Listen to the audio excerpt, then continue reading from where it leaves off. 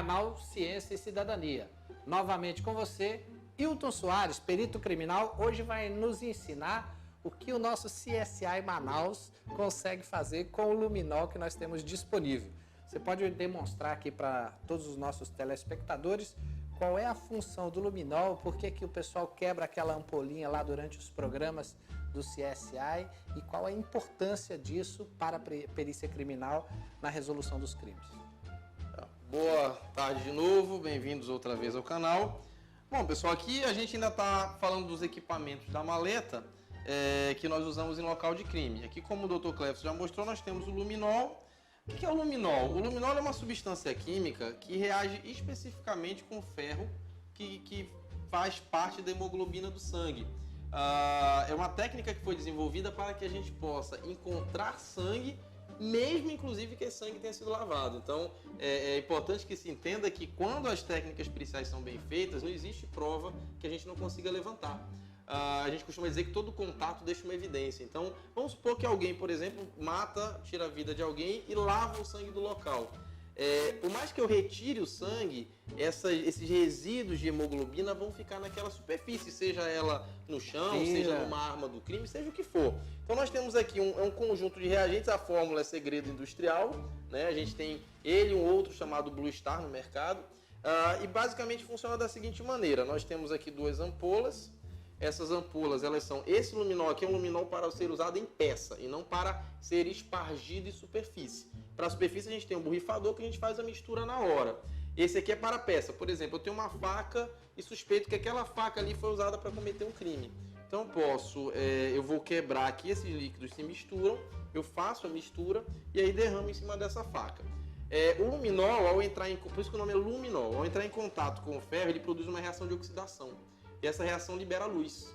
Então, na prática, aquela mancha, a gente depois vai colocar para vocês umas fotos no canal, para o pessoal ver a reação, que fica muito escuro. Eu preciso de um ambiente totalmente escuro e uma câmera preparada para isso. Eu tenho, então, a hora que o luminol entra em contato com o ferro da hemoglobina, ele produz uma reação de luminescência, e aí ela é fluorescente e a gente consegue, então, enxergar aquela mancha naquele local. Uma vez enxergada a mancha no local, ele não degrada o sangue, ele só indica uma espécie de sinalizador, e aí eu retiro, a gente pode usar um suave, que é uma espécie de cotonete grande ou uma outra estrutura para poder retirar dessa superfície. Esse sangue então é coletado, é enviado para o DNA. Muito útil, por exemplo, quando eu tenho uma vítima que foi jogada em um local e a gente suspeita que ela foi morta naquele outro local ou aquela arma foi do crime, você pode fazer o link de DNA daquela vítima com aquele local, com aquela arma, e aí, claro, chegando ao local, a gente normalmente consegue chegar aos agressores. Então o luminol é uma ferramenta muito útil para a gente na perícia. E é interessante para demonstrar também a presença do luminol que nós vamos, durante os próximos programas, quando nós formos para local de crime, nós vamos fazer essa evidência lá no local de crime, então Perfeito. Você fique atento no canal Ciência e Cidadania, que muitas dessas evidências vão ser reveladas na cena do crime. Podemos continuar? E o que você vai mostrar mais para nós? Além disso, ainda falando de sangue, uma estrutura chamada FecaCult, é uma outra substância que veio. Muitas substâncias que a gente usa na perícia, elas vêm da área da saúde, inclusive, né? Seja da odontologia, seja da medicina. O FecaCult é uma substância, o nome diz, FecaCult, né? É uma substância que foi produzida para a detecção de fezes, exame de sangue em exames de fezes. É muito comum no local de crime você achar sangue. Vamos supor que eu usei o luminol e eu acho sangue.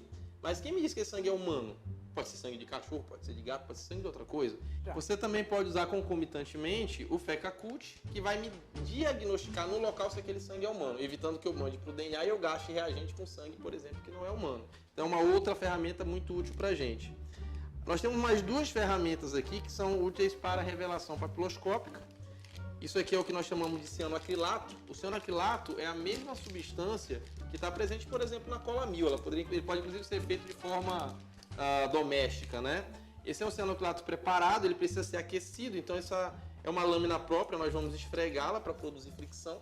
Após produzir calor, eu tenho uma peça, por exemplo, uma lata, uma superfície onde eu quero revelar uma impressão que eu não estou conseguindo usando aqueles pós que a gente mostrou no quadro anterior. E aí eu faço uma espécie de fricção, produzo calor, eu tenho uma etiquetazinha que a gente vai abrir. Como ele é tóxico, a gente não pode abrir aqui, a gente vai botar dentro de um baúzinho. E ele libera uma espécie de vapor que vai impregnar na gordura da impressão, fazendo uma espécie de cristalização dessa impressão. Então, uma segunda técnica, outra técnica que a gente pode usar. Uma outra técnica ainda é o microsil. O microsil é uma espécie de amálgama que veio da dentística, né, para produzir moldes dentários, etc., que a gente também importou para a perícia. É uma mistura que vai ser produzida, uma espécie de massinha. Ela é misturada e ela é passada naquela superfície, por exemplo, inclusive até mesmo a impressão digital vai ser revelada. A gente passa essa amálgama, com o tempo ela endurece e ela vira uma espécie de molde. Ela é feita para moldes, só que esse molde ele é muito específico, muito detalhado. Eu consigo pegar inclusive desenhos papilares nesse molde. Então é mais uma das técnicas que a gente consegue, mais uma das substâncias que a gente tem disponível na nossa maleta de local de crime. Essa maleta, você poderia contar para nós qual a origem dessa maleta, como que foi o processo de aquisição dessa maleta, como que funcionou isso dentro do Ministério da Justiça, dentro da Secretaria de Segurança Pública, e qual é o procedimento da utilização dessa maleta dentro do... As maletas forenses, elas foram compradas pelo governo federal, pela Secretaria de Segurança Pública, todos os estados receberam.